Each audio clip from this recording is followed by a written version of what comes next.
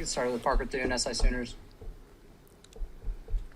Hey, Ronnie, it seems like you're not just looking to tackle guys when you're out there jumping in the backfield. Looks like you kind of just want to throw them around.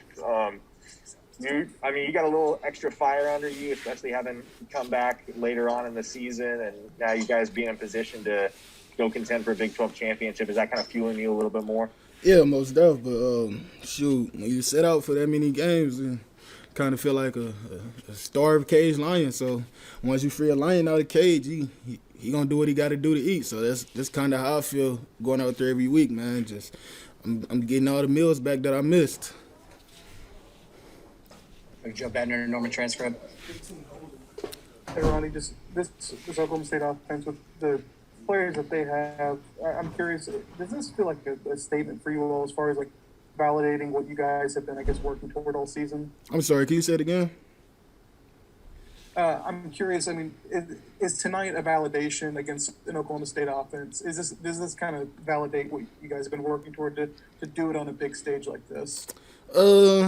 Yeah, most def, but we kind of expect to do this, man. Really, it's expected here now. It's just, games like that, we expect to do that week in and week out. So I wouldn't say like it's a surprise or nothing. It's just it's kind of our standard now, I should say. It's the standard for this defense to dominate whatever game we play, big game, small game, whatever we play. We need to dominate. So. If you don't mind me asking, what's the LLG on your face paint? Oh no, it's LL6. It's one of my friends who passed recently. His football number was 6. So my bad for the bad handwriting. As he curious is that friend, and if you don't mind providing his name, but I'm curious, was he on your mind a lot tonight? Yeah, he always is. Yeah.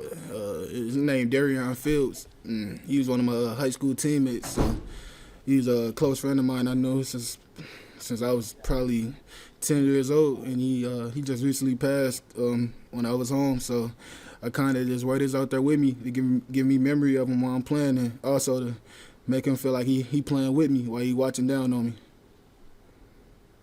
Gotcha, man. That's awesome. Jenny Carlson with the Oklahoman.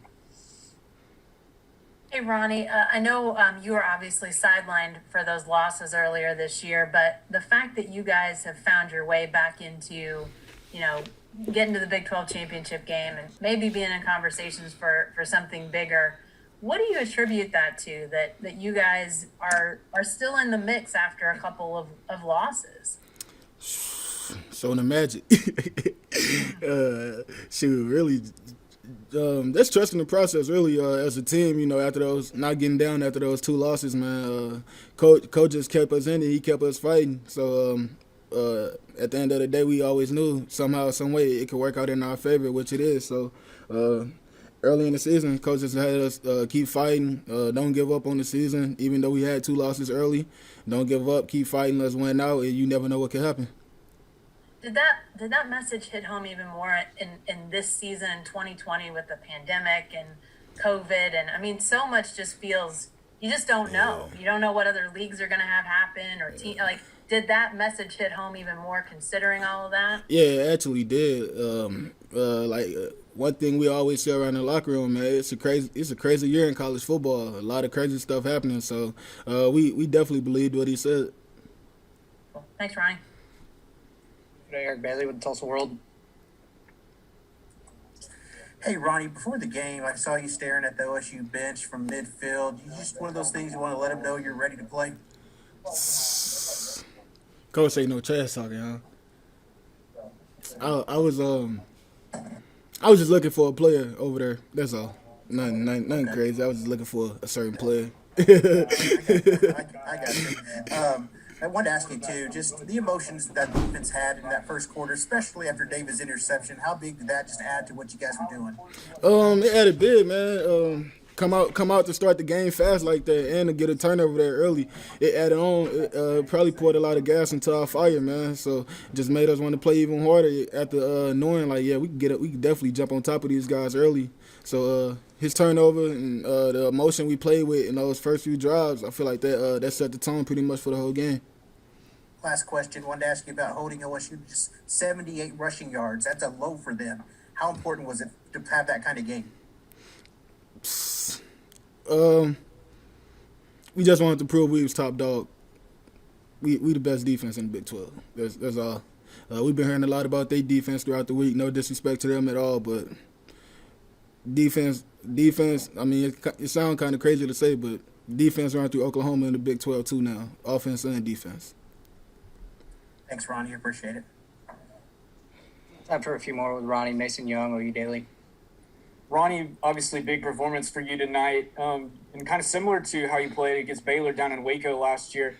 There's something about those big games where it's all on the line and you guys are vying for the conference title that makes you more excited, gives you a little bit more energy. Yeah, most def. When the light's bright, man, that's when you got to go put everything you know on tape. You know, you got the whole world watching. As Coach Grinch would say, the eyes of college football was on us tonight. So why not go out there, put on the show, and show what I can do? And I feel like a lot of people been missing out on what I could do for 2020. So tonight was definitely like a coming out party for me. Thanks, Ronnie. The last one was Ronnie Jacob Unruh from the Oklahoman. Hey, Ronnie, I'm kind of curious. You were pressuring Spencer Sanders a lot, but then when Illingworth came in there, it seemed like you guys really kind of turned your ears back. What changed? What changes when Illingworth's in the game? You said what changed? Yeah. A lot of more chip He blocks. doesn't run it well. I mean, do what? I say they kind of changed up their protection when he came in. They also they started to get the ball out there quicker. Stop letting them drop back and hold the ball.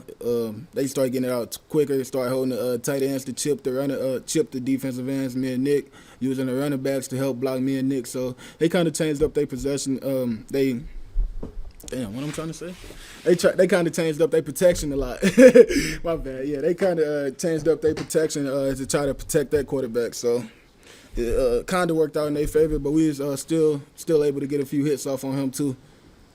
Is that? I mean, did you pin your ears back a little bit more, knowing he's not going to move as well?